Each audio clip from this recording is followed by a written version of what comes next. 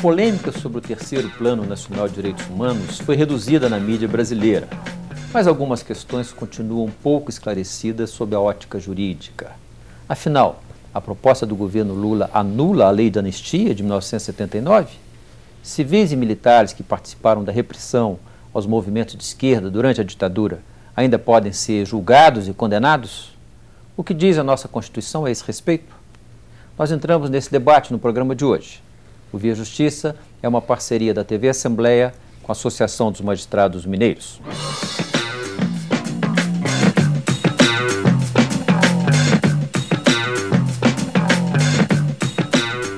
A divulgação no final de 2009 do terceiro Plano Nacional de Direitos Humanos provocou uma grande polêmica dentro e fora do governo Lula. Em especial, no artigo que trata da apuração de acontecimentos durante a ditadura. Dentro do governo, a polêmica foi resolvida pela semântica. Na sociedade, no entanto, as questões ainda estão em aberto, pois o plano para ter efetividade vai depender de novas leis a serem aprovadas pelo Congresso e de decisões do Poder Judiciário.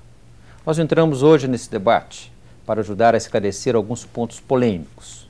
Nossos convidados são o advogado Augusto Jacó de Vargas Neto e o desembargador Dorgal Andrada, da 4ª Câmara Criminal do Tribunal de Justiça de Minas Gerais. Doutor Dorgal, muito obrigado pela sua presença aqui. Doutor Augusto, muito obrigado pela sua presença aqui. Doutor Dorgal, é um prazer. Vamos começar com o senhor. Essa Comissão da Verdade que o Plano Nacional de Direitos Humanos do governo Lula está defendendo, está propondo a sua criação, na prática ela pode significar uma revogação tácita da lei da anistia? O senhor entende que isso juridicamente é uma possibilidade? Pelo que a gente tem visto inicialmente, nós estamos apenas num decreto, né? Uhum. E o que houve foi uma lei de anistia. O decreto ele não tem o poder, na escala da hierarquia das leis, o decreto está abaixo de uma lei. Então, no momento, o decreto não tem como, vamos dizer assim, se formos tratar da lei da anistia, ele não tem como decreto apenas atingir a lei da anistia.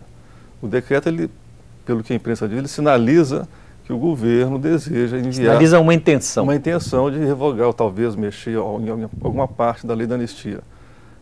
Eu penso que, quanto ao decreto em todo, se nós formos ver, tem uma parte jurídica, tem uma parte humanística e tem uma parte política. A parte política não é uma razão do nosso momento aqui, porque isso é um problema mais ideológico.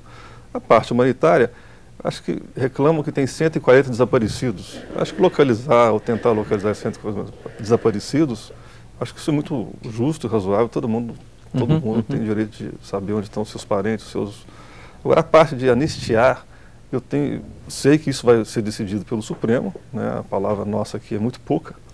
Creio que isso, se houver uma lei que revogue a lei de anistia, vai ser arguída, possivelmente, se for arguída, vai ser junto ao Supremo. Tá. Mas tecnicamente seria viável um projeto de lei que revogasse a lei da anistia e reabrisse toda essa discussão? Aí que está. No meu entendimento jurídico, eu acho que constitucionalmente e no aspecto penal, nós temos 4, mais ou menos rapidamente, temos o perdão, o indulto, a anistia e a graça. A anistia é a mais forte, mais profunda que existe. Então, quando você anistia alguém, os fatos passam a não existir mais.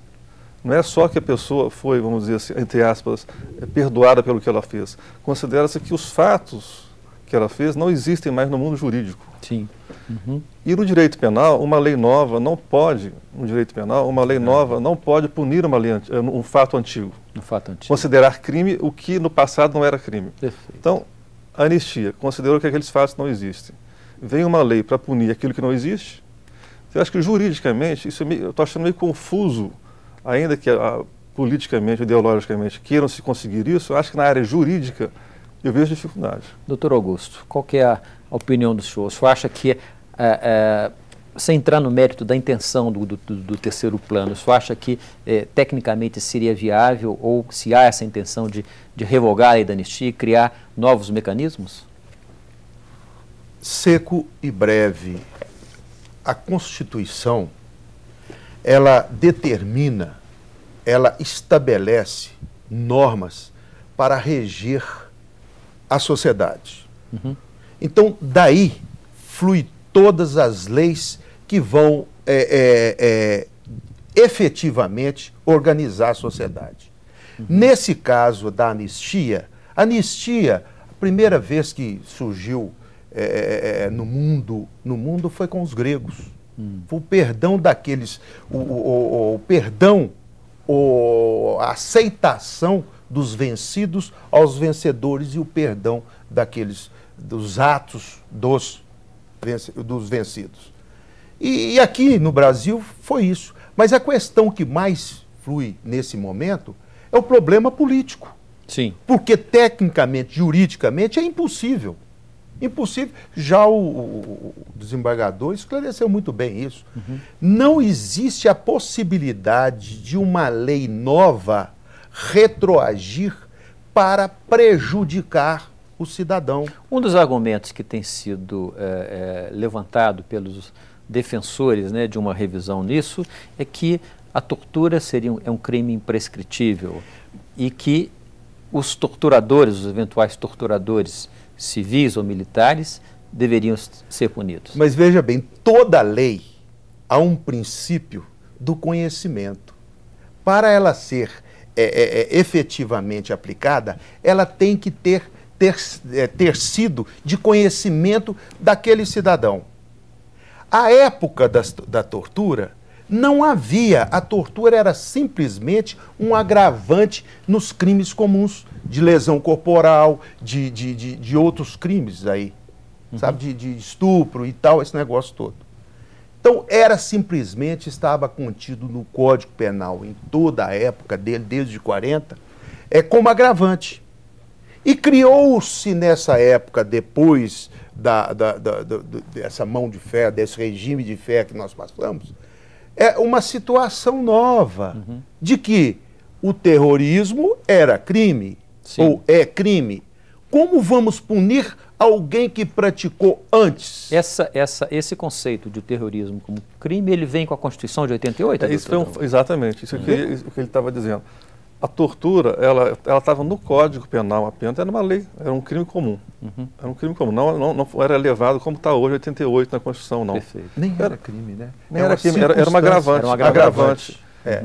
Então, com base era uma lei, uma outra lei pode revogar a lei. Então, a lei de anistia revogou todos aqueles crimes passados. Quem cometeu o crime, né, de um lado e do outro, que poderiam ser punidos, foram anistiados, o leigo entender, foram perdoados e não se fala mais nesse assunto. Perfeito. Com a Constituição de 88, muito ainda no calor daquele debate naquela época, o pessoal veio muito forte, falou, a partir de agora, quem fizer tortura é imprescritível. Exatamente. Mas no caso, qualquer tipo de tortura, não só tortura política. Não, qualquer tortura. Mas puseram também, eu acho que aí veio as duas forças, puseram assim, mas também quem for terrorista, político, também, o artigo fala nos dois. E a questão da tortura, depois ela foi regulamentada e tipificada em 97. Exatamente. Ela não foi tipificada. Não, ela está numa lei especial. Isso, uma lei especial. Não no Código Penal. No Código Penal ela está numa lei especial como um crime à parte, definindo. Exato. Então agora, a partir de hoje, ficou em relação à tortura, você tem uma lei especial. Né, você tem que é de 97. Que é de 97. Que é para qualquer tipo de tortura. Que não se aplica ao período de 61 a 79, que é o coberto pela lei da anistia. Era porque naquela época não existia essa lei, e mais, a anistia, o pouco que se falava na tortura, na legislação, ela foi perdoada, foi anistiada. Perfeito. Em 88, se levou tudo isso, né, a nível constitucional, dizendo que é imprescritível. Então, a partir de 88, quem cometesse alguma coisa não vai ter mais anistia, porque não é mais possível isso. Nós vamos a um rápido intervalo e voltamos em seguida com esse debate.